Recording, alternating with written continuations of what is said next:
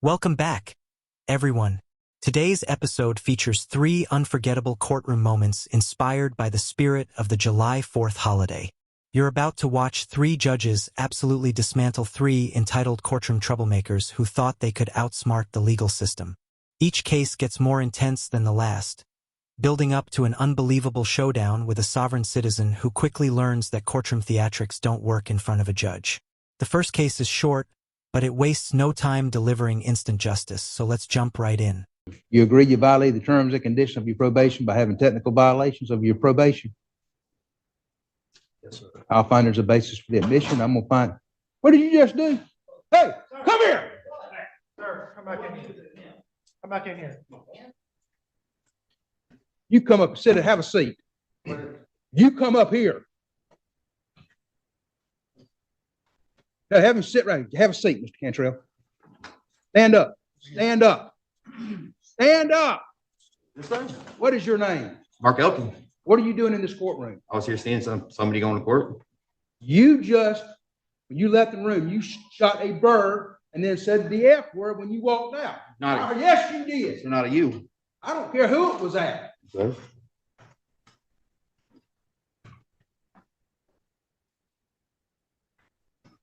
Now, that is a direct criminal contempt of court. Punishable up to 6 months in the county jail. Do you have anything to say I apologize. before I go forward with this? I apologize to the court, sir. You understand how serious this is? Yes. It's emotional right now, I too. can complete this hearing right now, have you put in jail, and you won't see the light for 6 months.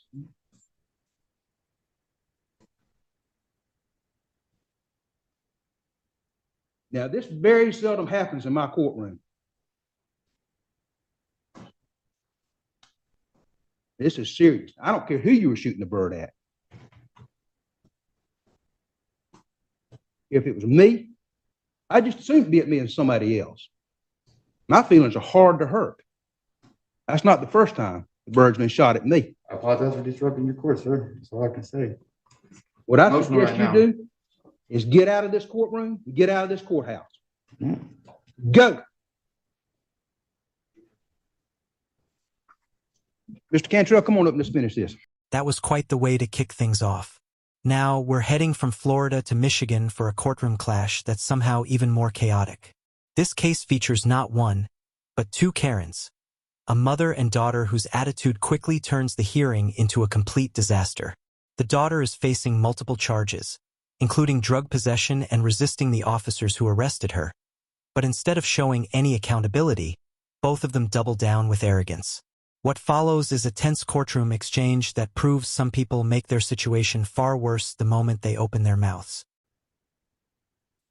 Calling case 2400499, people versus Jessica Pruitt. We're here for a jury trial. Appearances, please. Good morning, Your Honor. Candace Mann on behalf of the people, P80652.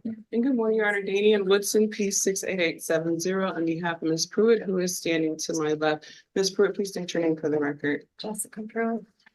Good morning, Ms. Mann, Ms. Bradley, and Ms. Pruitt. So this case is scheduled for 10 a.m., but I'm calling it now because all parties are here, because there seems to be an issue as to whether the parties want to settle this matter. And we have a jury that is waiting, called to the courtroom. And I understand after having a sidebar discussion with counsel, Ms. Pruitt, that you want to proceed to trial, but you want a new lawyer. Is that right? That's correct. We have not spoken one time one-on-one about this case. I don't feel like I've been represented at all. I've not been guided. I've been kind of doing it on my own. And she's not, I don't feel like I'm being represented. She's great. I like her and everything, but I need somebody who's going to see what I'm talking about, Did she review the discovery with you? She sent it to me in an email. We've never spoke about anything. You didn't discuss it with her today? No, You didn't discuss the offer today?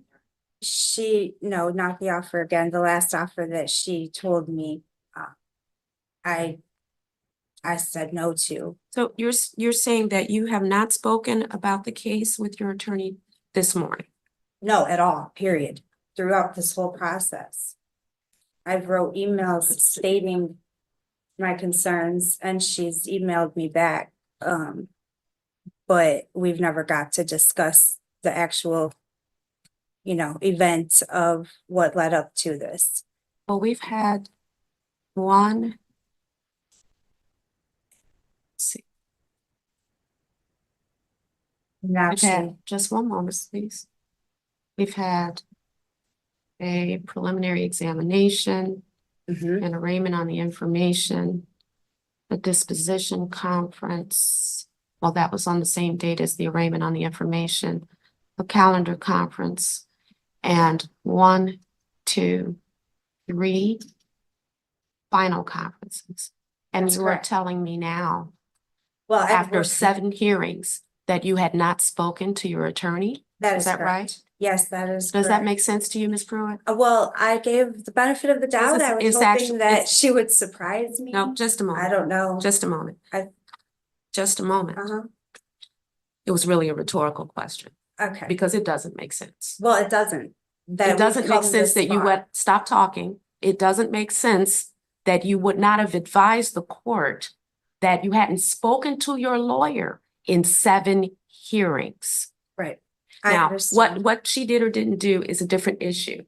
But I have to find strict necessity to avoid manifest injustice to adjourn or reschedule a jury trial on the day of trial when all of the preparation for your trial is made before today, and there's a jury that is at this moment waiting for me to call them from downstairs. I'm So do you intend to hire an attorney? I do. Okay, how long will it take you to do that? I'm not sure.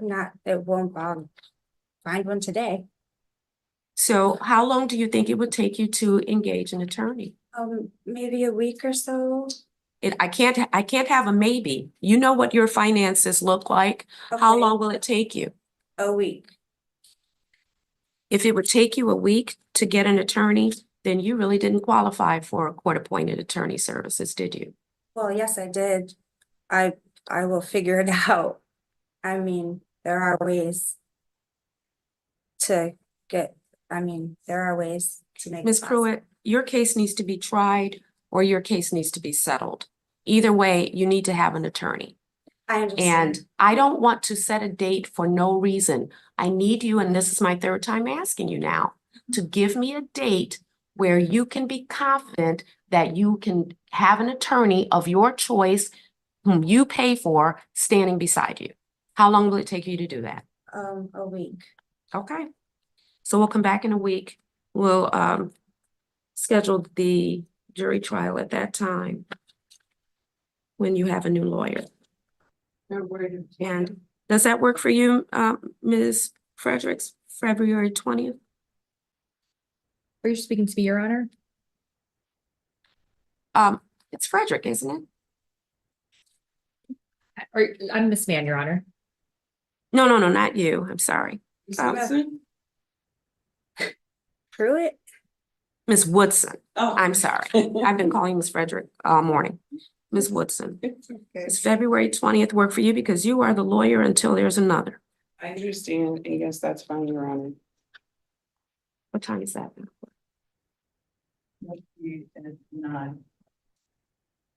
And just so you know, Ms. Woodson, I'm going to be looking into the allegations that Ms. Pruitt made today. They're very serious, and I cannot let them go unaddressed, especially because it appears that it is requiring the delay of jury trial. 9 a.m. Make sure that you tell your new attorney, Ms. Pruitt, of the date. And we'll see you February 20th at 9 a.m. Okay. Thank you. Thank you. We're off the record.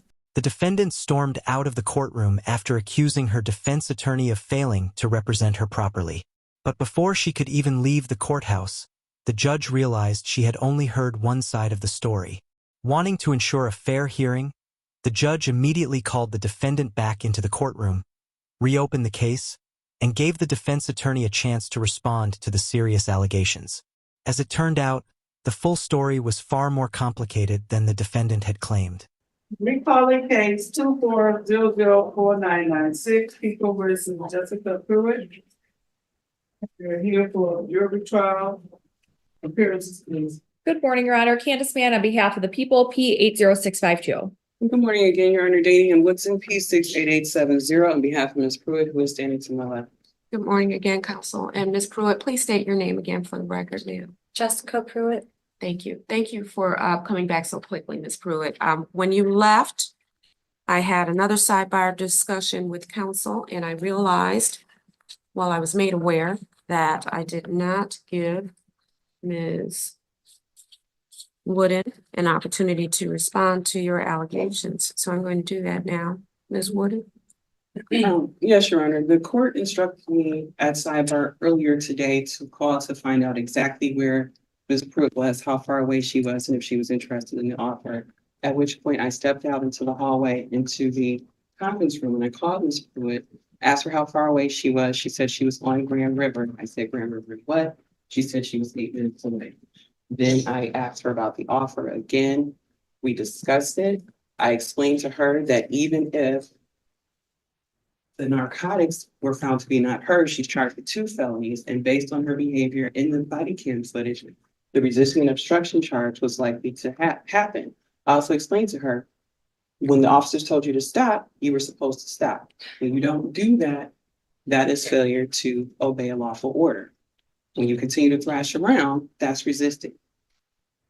We had that discussion this morning. She said she wanted an attorney who believed in her, at which point I asked her if she wanted a new attorney, and she said yes. At that point, I went out in the hallway. I looked for the prosecutor. I explained to the prosecutor what happened. Shortly after that, Ms. Pruitt came into the courtroom. We asked for approach, and there we are. So I'll admit that Ms. Pruitt has changed her phone number. I just got an email from her this morning with the new phone number, and that's the phone number I used to call her when the court instructed me to call her. We have communicated primarily through email because the phone numbers that I have from Ms. Pruitt keep changing. We were supposed to discuss this case on Monday at 2:30. The phone number I had for her then, I didn't receive an answer. That's the same phone number I texted her at this morning at 7:45 to tell her we were in Judge Green's courtroom. At 9 o'clock, I decided to email her to ask her if she received my text. She said no, she thought the court date was at 10. That's when I reminded her, I told her 8:30. That's when she told me about childcare stuff in the email, and that's when she emailed me her new number to say that I can't remember, she said she lost her phone and her phone was broken.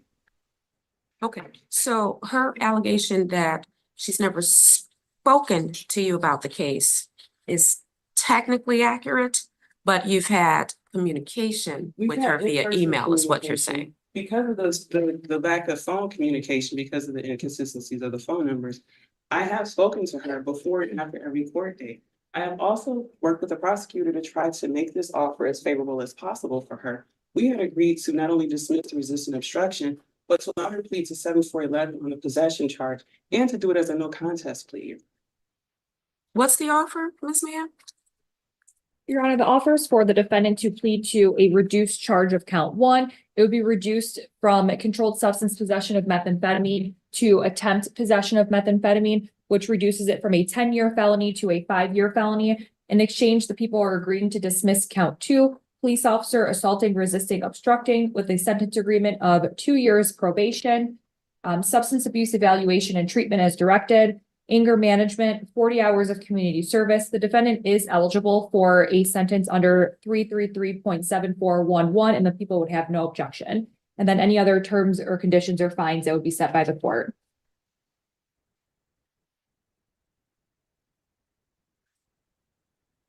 All right, so Ms. Pruitt has indicated that she wants to secure her own counsel. And I will tell you this, Ms. Pruitt.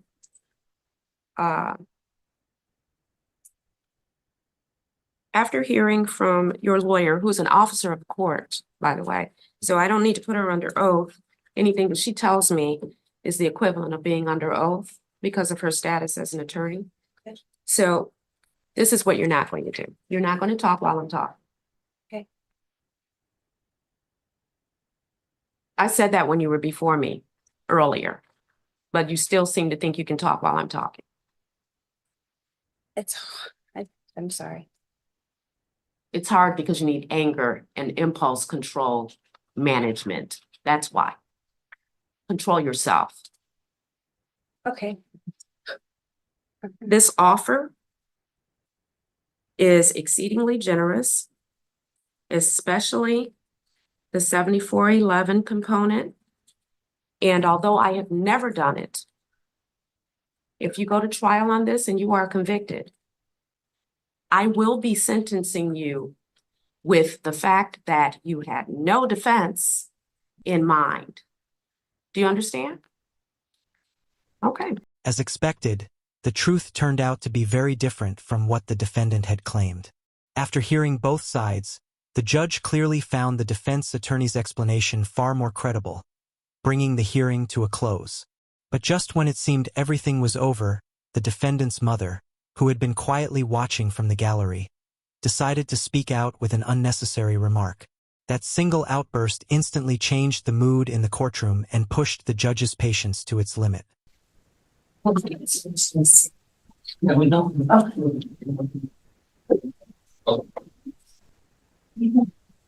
She said it's a courage.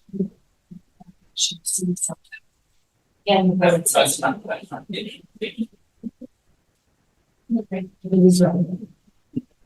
she might under. Ma'am? Call her back here. Ma'am, Amy can stand right up here. right here. Yep. Who are you? I am Jessica's mother. And your last name be Pruitt or something else? What's your Something name? else. What is it? Walls, Walls. Thank you. Ms. Walls, Yes, ma'am. you're welcome to be in this courtroom anytime that you are in the area, for that matter. This is a public space. I'm aware. You can.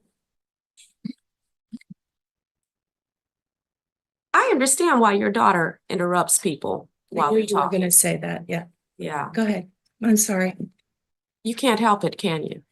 I can't help defending myself when I feel like my rights are being violated. That's right.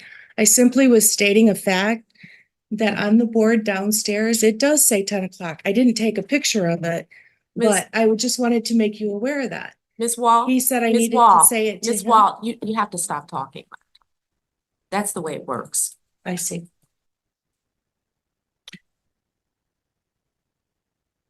I would like for you to be welcome in this courtroom anytime your daughter is here before court. If you are disruptive once more in my courtroom, you'll be banned. That's why I brought you back, to tell you that. Do you understand? I understand. Thank you. All right. Am I able to speak now? I would No. like to. To help.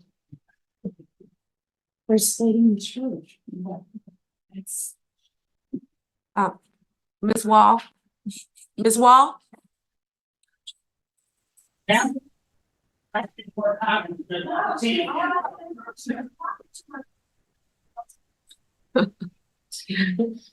You really want to entertain my motion, Your Honor? No, I will not. The apple certainly doesn't fall far from the tree.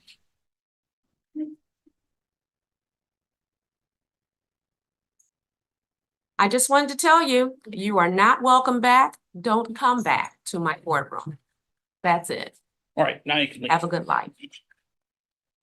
I advise you not to say anything on the way. And you're welcome to view on YouTube anytime your daughter has a hearing. That's certainly one way to get yourself thrown out of a courtroom. Despite repeated warnings to stay quiet, she kept interrupting the proceedings, then complained that her rights were being violated, even though she wasn't the one on trial. With that courtroom drama behind us, we now head to Georgia, where another hearing quickly takes an unusual turn. This time, a self-described sovereign citizen arrives armed with familiar pseudo-legal arguments.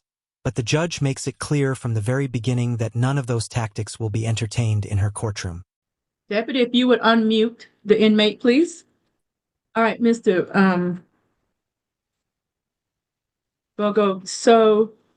Bogan. I understand that you want to represent yourself. Is that correct? Ma'am, Addison T. Bogan is a corporation. I am here on behalf of that corporation. So yes, I am the representative of Addison T. Bogan. And why That's do you correct. want to represent this company? Why do I want to represent this company? Yes, what Because credentials do you have? What credentials do you have to represent anybody? I've been authorized by the United States government to buy, sell, and trade under this company. Do you have those documents with you? Ma'am, I'm incarcerated inside of a jail. So, And when did you get those credentials? when did I get those credentials? Yes. I've got these credentials October 18th, 1991. How old are you, sir?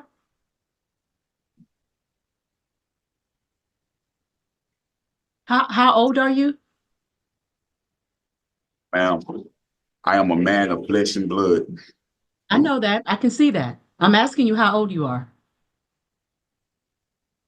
You're asking me how old I am. Okay, here we go. Here we go. All right. Let's just start this hearing because this is going to be interesting at best. All righty. So what I'm going to do, here's the thing, sir. I would not suggest you representing the company. All right. You do not have a legal degree. You have no legal experience. Apparently, it hasn't worked in the past because you have significant criminal history, but the law says that you have that right. So guess what? We're gonna go ahead and start your hearing. I don't think that's gonna be profitable for you because you don't understand this process, but maybe you do. Maybe you'll surprise me. So I want to make sure everything. I'm sorry. Permission to speak, Your Honor? Yes, go ahead. I want to make sure everything that I'm saying is on record. Everything is on record. Okay.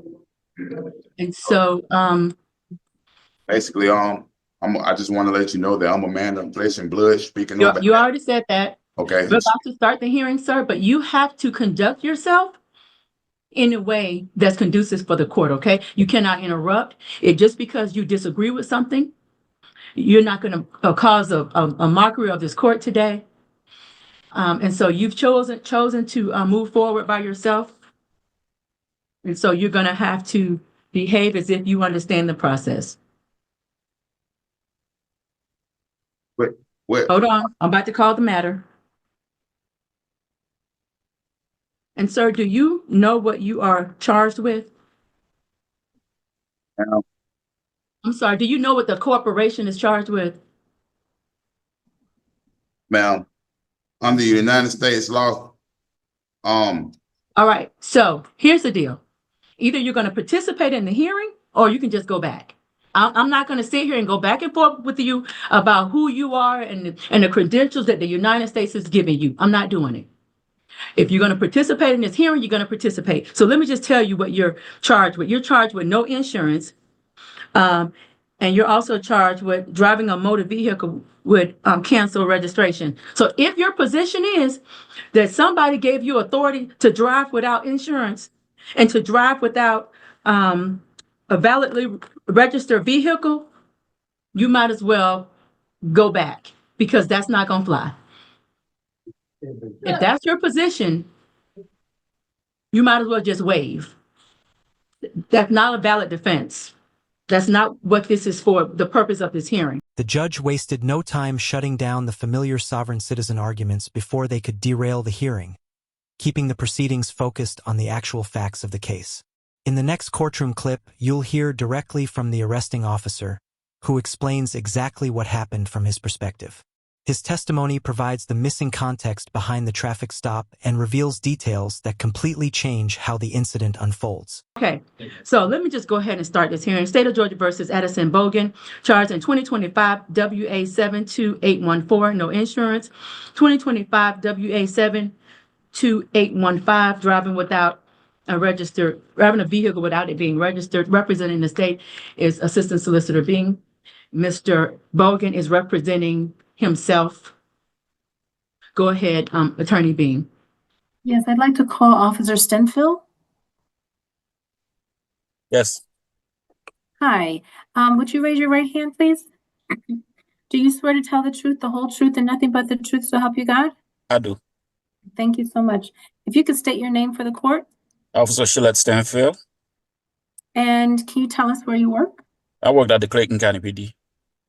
Okay, and tell us a bit about your duties.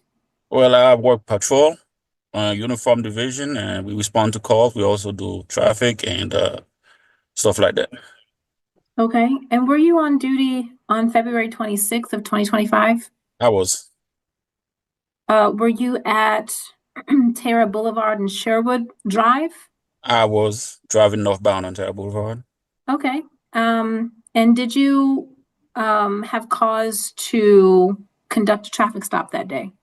Well, it wasn't a traffic stop per se. It was we have RTCC, which is the real time crime center, using the flock system.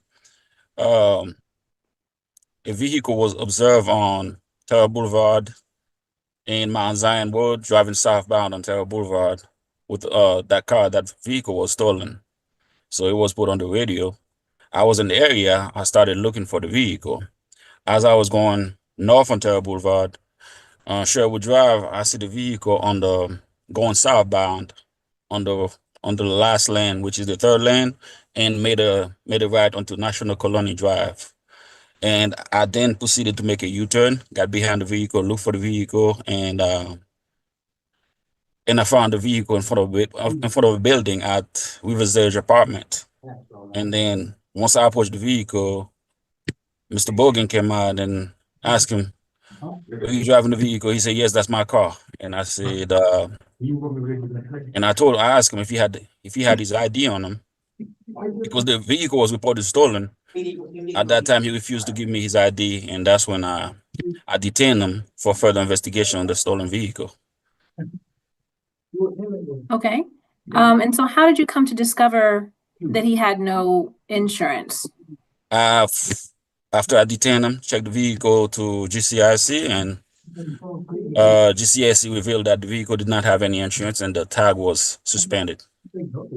Okay, and so, sorry, you mentioned that he didn't have any ID on him. No, he refused to give his ID. No. Right. But can you just tell us a little bit about that process in terms of how you're able to check a person's insurance if you don't have his ID? The insurance is connected to the license plate, which is the registration. You check the registration, it tells you everything about the vehicle.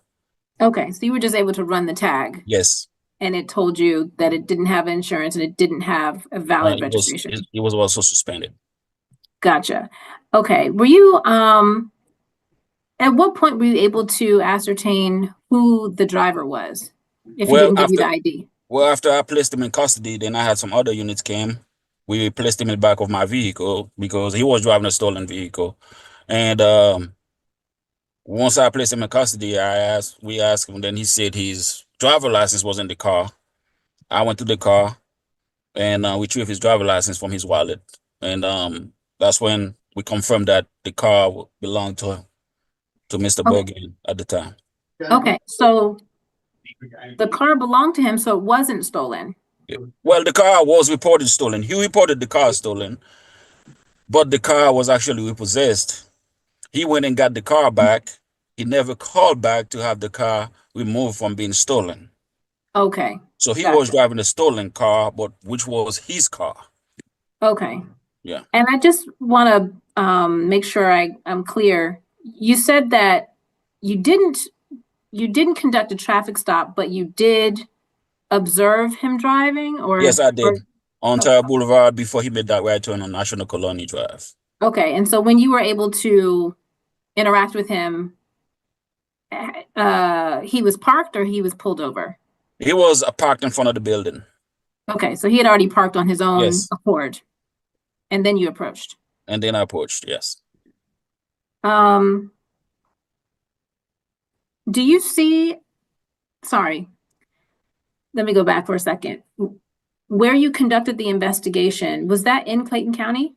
It was. Okay, and the person that you arrested that day? Yeah, it's a black male, orange jumpsuit. Okay, you see him here? Yes.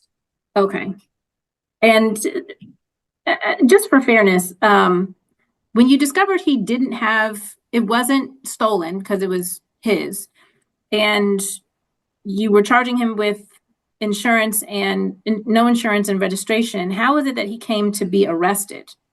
Is that typical to be arrested for such things? Well, that was another thing, and also he was shown to have once we check him on GCIC, he also was shown to have a felony warrant out of Gwinnett County. Gotcha. Yeah. Okay. All right. I think that concludes my questions. Thank you. With the officer's testimony complete, the court has now heard the prosecution's version of events. Next, it's the defendant's turn to make his case. Confident in his own legal theories, he attempts to argue his way out of trouble using a collection of self-taught courtroom tactics.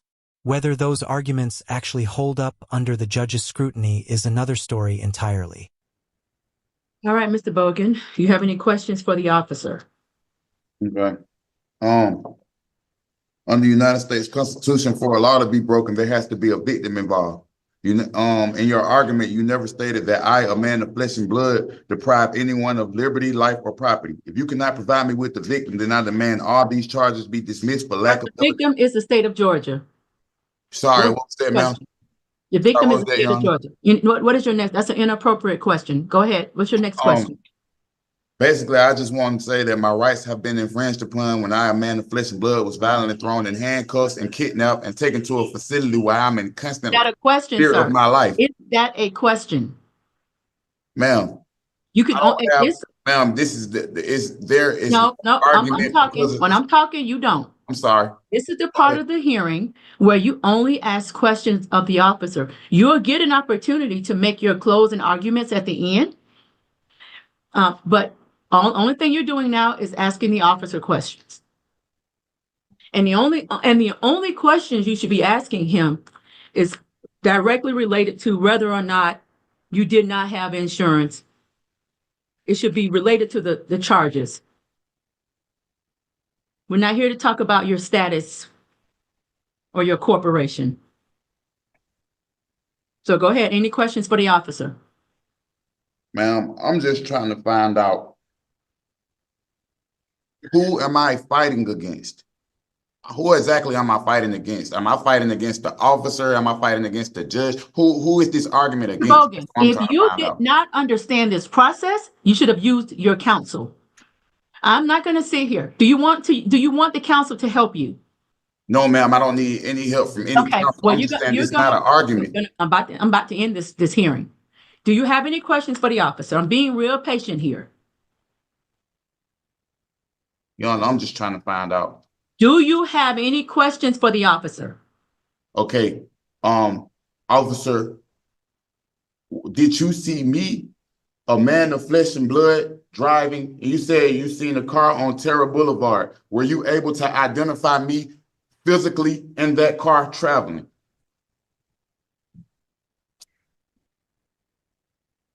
When I saw you driving on Terra Boulevard and made the right turn on National Colony Drive, I found the car parked in front of the building, and you came out the building. I asked you, you asked me, was I looking at your car? I said, yes. Is this your car? You said, yes. I said, were you just driving it? You said, yes, because you were making DoorDash.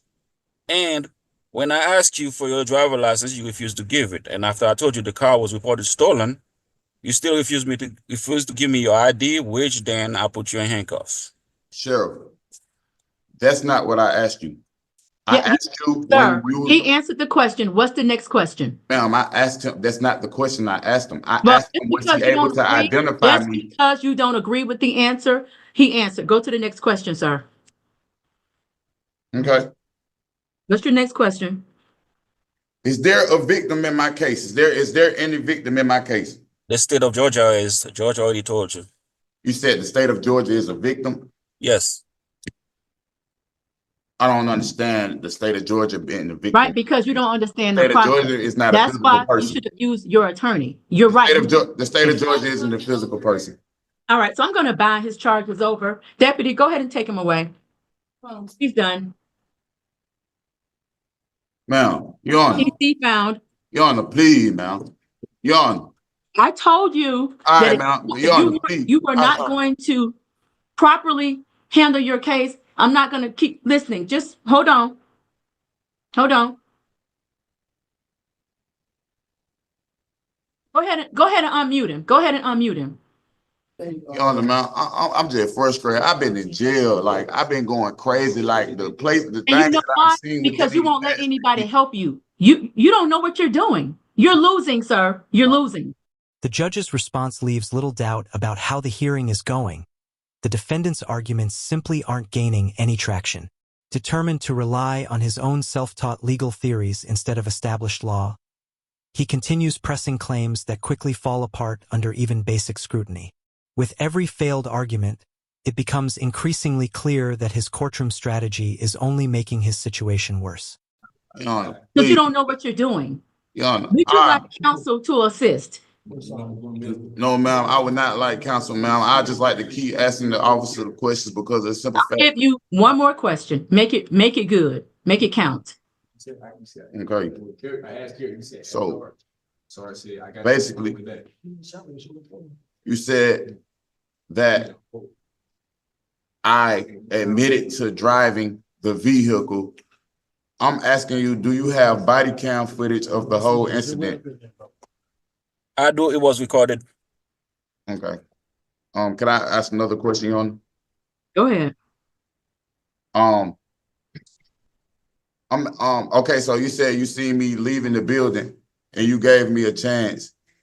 Why did you immediately put me in handcuffs when you didn't even identify me as a person? Because You didn't identify me at all. you were driving a vehicle that was reported stolen, and when I asked you for your ID to verify who you were, you refused at that time, which is why I put you in handcuffs so we can investigate the stolen vehicle. Okay, so I was never given the chance to talk or anything. The first thing you did was put the handcuffs on me. So I'm trying to find out what exactly made you put the handcuffs on me, because you didn't know who the vehicle belonged to at all, or you didn't give me a chance to identify myself. You just threw me in handcuffs when you seen me leaving from a building. I'm trying to find out what was your motive behind putting me in handcuffs, because you just told the judge that you All right, sir. detained me. When you give him a question, give him an opportunity to answer it. Go ahead, officer. Okay, so you're driving a stolen vehicle. At the time, no one knows who the vehicle belongs to. You may say it belongs to you. I don't know that until you show me an ID so I can verify. When you refuse to give me an ID, I will put you in handcuffs so I can go and do what I need to do to make sure that you're not the one who stole the car or the car belongs to you. Okay, so what were your exact words? Do you remember your exact words that when you asked me for my ID or identification before you put me in handcuffs? Do you remember exactly when you approached me? I told you the exactly vehicle say was, to me? I told you the vehicle was reported stolen and I need your ID. And I told you no. Do you remember exactly what I said? Yes, you refused to give your ID. Okay. No further questions, Your Honor. All righty. Any redirect, Attorney Bean? No, Your Honor. All right, closing arguments. Go ahead, Mr. Boggin. Okay, Your Honor. Basically, I'm just asking for a signature bond or any way to get out, because of the simple fact that he said I had a hole in Gwinnett County. I don't think I have a hole in Gwinnett County, because the day before I was arrested, I was just in this county jail one day, and then I got arrested the next day by this officer, Stanfield. So he said I had a hole in Gwinnett County. That's why I'm still here on these current charges, which are 2 citations. So basically what I'm asking is it any way I could just get a signature bond and deal with the charges that I'm already having to deal with in Gwinnett County, man? Because I'm just here for 2 citations, and I've been here 3 weeks, and I think that's more than time served, man. Well, you know what, Mr. Bogan, had you spoke with your counsel, maybe he could have assisted you in doing something and speaking with the state about your case. But you're so busy talking about what you're talking about until you're doing yourself a disjustice, if that's a word, injustice. So You are wanted in Gwinnett County. You are on probation. You were sentenced to 5 years in 2022 I for don't, drugs. that's not accurate information now. I'm looking at your criminal history. Yes, it is accurate. So no, you don't qualify for a signature bond at all. And you've been through this. I don't know why you acting like Okay, so you don't basically what understand I'm this saying process. is, You have an extensive criminal history. At any rate, I'm binding both of your charges over to look, the state man, court of Clayton County. I've given you enough hey, if time. I die in this jail, it's Clayton County's fault. That's what I want to say. I want to say Okay. for the record, and I denounce Okay. any contract that I did not enter into freely and voluntarily and willingly. All right, deputy, Okay, so you do can what take you do. him. Deputy, you can take him. Don't let him get killed. All right, so who do we have next? And with that, we reach the end of another unforgettable collection of courtroom moments, packed with dramatic confrontations, surprising twists, and unforgettable reactions.